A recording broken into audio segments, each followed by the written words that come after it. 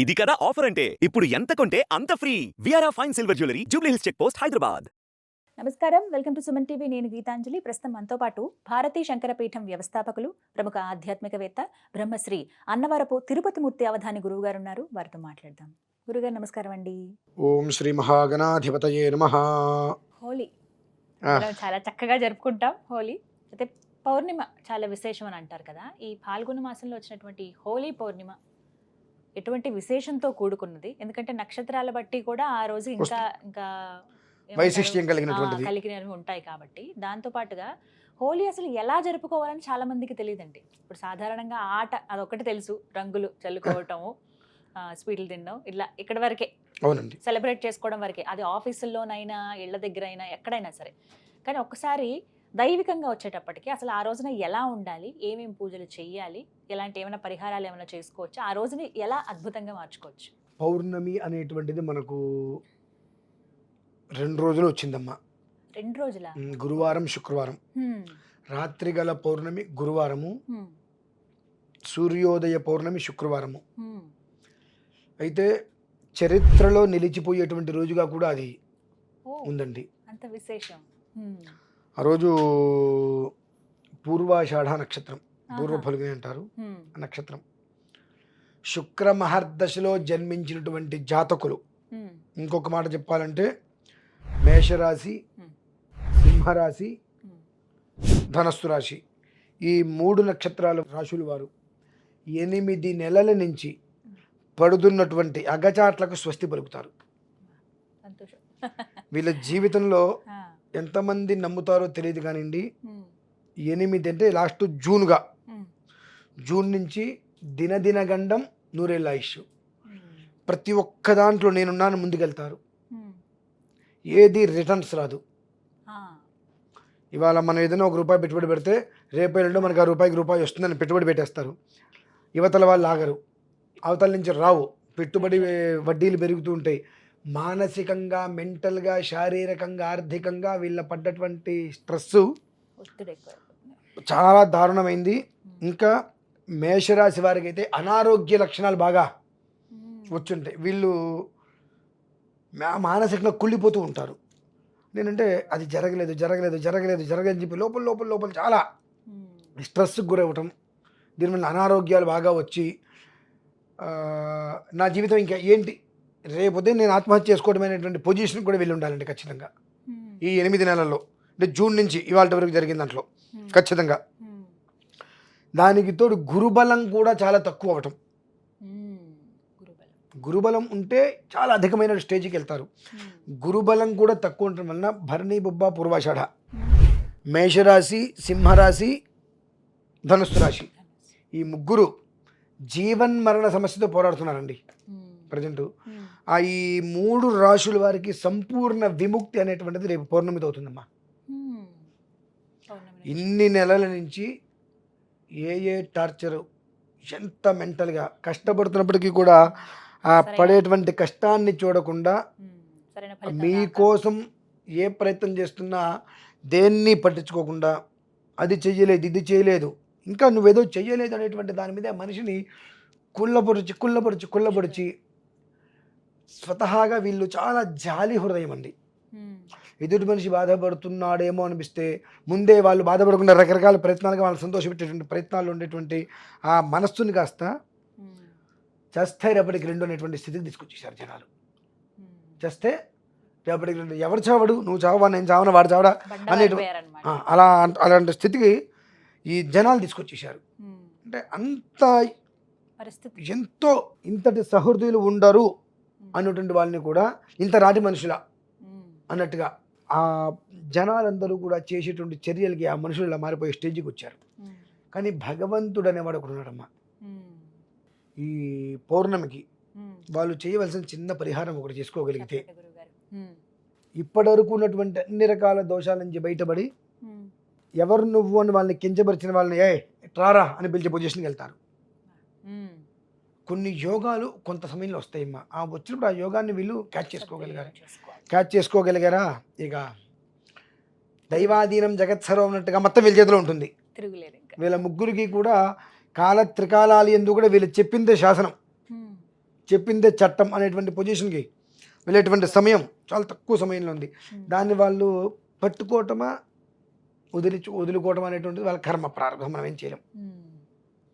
దీనికి ప్రధానంగా ఆ రోజునాడు పౌర్ణమి రోజునాడు అనగా గురువారం, శుక్రవారం ఉదయం ఎట్లాగో ఉంది కానీ మన రాత్రి గల పౌర్ణమి కావాలి కాబట్టి గురువారం రోజునాడు మనకు ఈ శనగలు ఉంటాయి.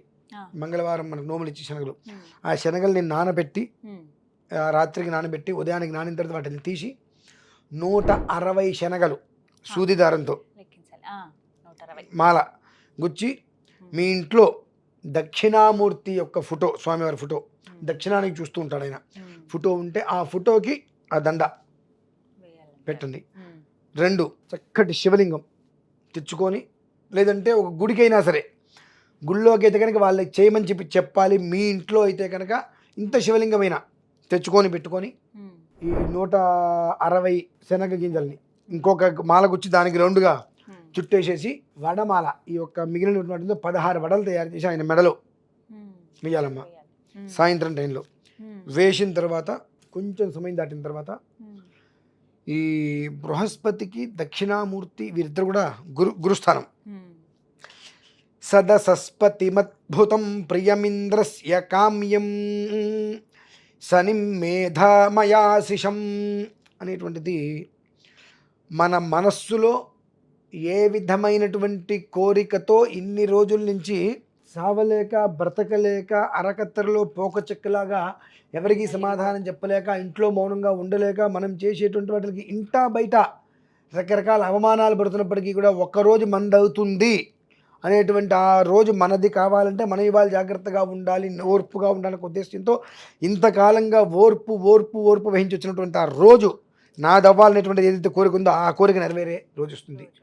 కాబట్టి ఆ సదసస్పతిమద్భుతం ప్రియమింద్రస్య కామ్యం అనుకుంటూ స్వామివారికి సంధ్యార్చన చేసుకున్న తర్వాత ఒక కప్పులో ఆవు పాలు తీసుకొని పైన టెర్రస్ మీదకి మనం వెళ్ళి చంద్రబింబం కనిపిస్తుందండి, ఆ పాలలో చంద్రబింబం పడాలి. ఆ పాలల్లో చంద్రబింబం అలా ఒక ఇది పెట్టేసేసి అందులో అన్ని పాలు ఒక శివలింగం పెట్టేసేసి ఆ చంద్రబింబం ఆ పాలలో కనిపిస్తుంటే ఒక్కొక్క చుక్క అభిషేకం చేయాలి దాని మీద. సదసస్పతిమద్భుతం ప్రియమింద్రస్య కామ్యం శనిం మేధామయాశిషం, సదసస్పతిమద్భుతం ప్రియమింద్రస్య కామ్యం శనిం మేధామయాశిషం. లేదు మంత్రం వద్దండి, గురవే సర్వలోకానాం ఆ శ్లోకం అందరికీ వచ్చింది. అది ఆ శ్లోకంతో అభిషేకం 160 సార్లు, అది సంఖ్య లెక్కది. 160 సార్లు గురవే సర్వలోకానాం, లేదా గురుర్బ్రహ్మ గురుర్విష్ణు ఇంకా తేలిగ్గా వస్తుంది అందరికీ. ఆ గురుర్బ్రహ్మ గురుర్విష్ణు అనుకుంటూ 160 సార్లు ఒక్కొక్క చుక్క పోస్తూ ఆ చంద్రుని అందులో చూస్తూ ఉండాలండి. ఆ చంద్రబింబం ఇలా కదులుతూ ఉంటే ఆ ప్లేట్ను జాగ్రత్తగా చంద్రబింబం అందులోనే పడేటట్టుగా చూసుకోవాలి.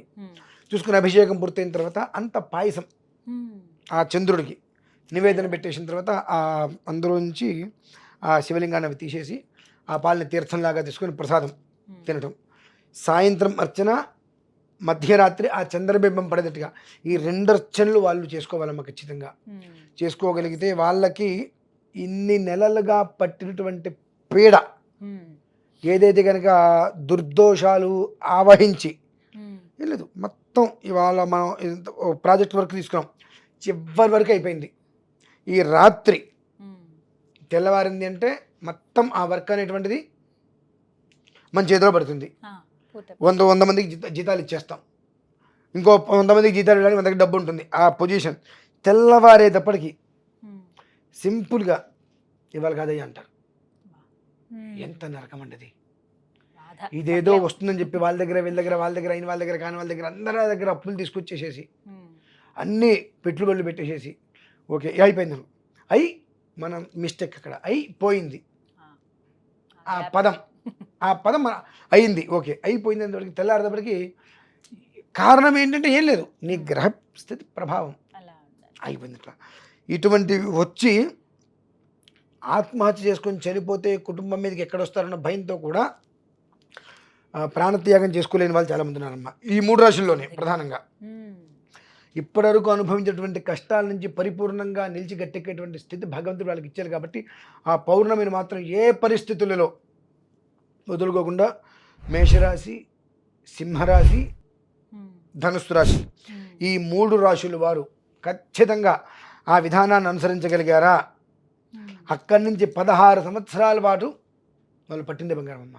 ఉమ్, ఎలాంటి అరే. సందేహము లేదు. 16 సంవత్సరాలు పట్టిందెల్ల బంగారం వాళ్ళకి. ఉమ్, అటువంటి అద్భుతమైన యోగం ఎవరైనా వాళ్ళ దగ్గరకు వచ్చి తలకాయించయ్యా అని పిలవలసిందేనమ్మ.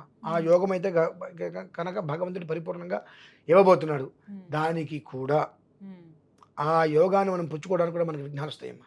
ఉమ్, విఘ్నాలు వస్తాయి. ఉమ్, ఈ 3 రాశుల వారికి అదే రోజు నాడు మనం ఈ ప్రయోగం చేద్దాము ఉమ్, అనుకున్నప్పుడు ఉమ్, జ్వరం వస్తుంది, ఉమ్, దగ్గు వస్తుంది, లేవలేకపోతారు. ఇంకోటి ఏదో అప్పుడే ప్రాణం మీదకి వస్తుంది. ఆటంకాలు. ఈ రోజు నువ్వు ఇక్కడ కనుక ఈ సైన్లో వచ్చి నువ్వు సొంతంగా పెడితే నీ ప్రాజెక్ట్ వర్క్ కంప్లీట్ అయిపోతుంది, నీకు అమౌంట్ అంత ఇస్తా అంటారు. తాత్కాలికం ఇవన్నీ. అప్పటికి. మనకు అవి కావాలా, దీర్ఘకాలిక జీవితం కావాలనేటువంటిది నువ్వు ఇక్కడ కంట్రోల్ చేసుకోగలగాలి. ఉమ్, మన ఆ టైంకి వచ్చేటప్పటికి మంచి స్టార్ట్ అయిందిగా, స్టార్ట్ అయిన మంచి రేపటి కూడా అలానే ఉంటుందిగా, కాబట్టి రేపు చేద్దాం అనుకుంటాం. ఉమ్, ఎప్పుడైతే కనుక మనకు గురుబలం సన్నగిల్లుతుందో మనం ఏ పని చేయలేమమ్మా. ఆ గురుబలం అమోఘంగా మనం వృద్ధి చేసుకోవాలి. ఉమ్, ఆ వృద్ధి ఎంత చేసుకోగలిగితే అంత జీవితం అనేటువంటిది వాళ్ళ చేతిలో ఉమ్, అదృష్టంగా ఉంటుంది. ప్రధానంగా భరణి, పుబ్బ, పూర్వాషాఢ ఈ 3 నక్షత్రాల వారికి దాని యొక్క పెను ప్రమాదం ఉమ్, తొక్కుతుందా పాతాళంలో గెలుపుతామండి. ఇక ఈ జన్మలో మనం బయటకు రాలేం, ఉమ్, లేదా మనల్ని అందుకునేటువంటి పొజిషన్ ఎవరికి రాదు, ఆ పొజిషన్ తీసుకెళ్తాడు. అదంతా కూడా ఆ కర్మ అనేటువంటిది మనం చేసుకోగలిగితే కర్మ ప్రారంధం తప్పుతుంది. ఉమ్, కర్మ చేసుకోలేకపోతే కర్మ ప్రారంధం అంటే ఒకదానికి ఒత్తు ఉంటుంది, ఒకదానికి ఒత్తు ఉండదు. ఉమ్, కర్మ మనం చేయవలసింది, కర్మ అనుభవించవలసింది. ఉమ్, ఈ కర్మ చేస్తే కర్మ ప్రారంధం ఉండదు. ఉమ్, కర్మ చేయలేకపోతే కర్మ ప్రారంధం అనుభవించక తప్పదు. ఉమ్, అది ఆ ఒక స్థితిగమనం అనేటువంటిది ఆ మనిషి మీద ఏది గెలుస్తుంది. ఉమ్, గ్రహస్థితి ప్రభావం రాసిన రాత నీ దరిద్రం నీ మీద గెలుస్తుందా, ఉమ్, ఆ దరిద్రం మీద మనం గెలుస్తామా అనేది అనేటువంటిది మనం నిర్ణయించుకోవాలి. ఉమ్, ఆ ఒక్కటి చేసుకోగలిగితే జీవితం మారుతుందమ్మా వాళ్ళ ముగ్గురిది మాత్రం. అది ఖచ్చితంగా పౌర్ణమితో వాళ్ళకి చాలా విశేషంగా ఉంది. చక్కగా వాళ్ళు వివరించారు. మార్చుకోగలరో లేదో ఈశ్వరు కృప దైవేచ్ఛ. అంతే. అంతేనండి. నమస్కారం గురుగారు. రమేష్.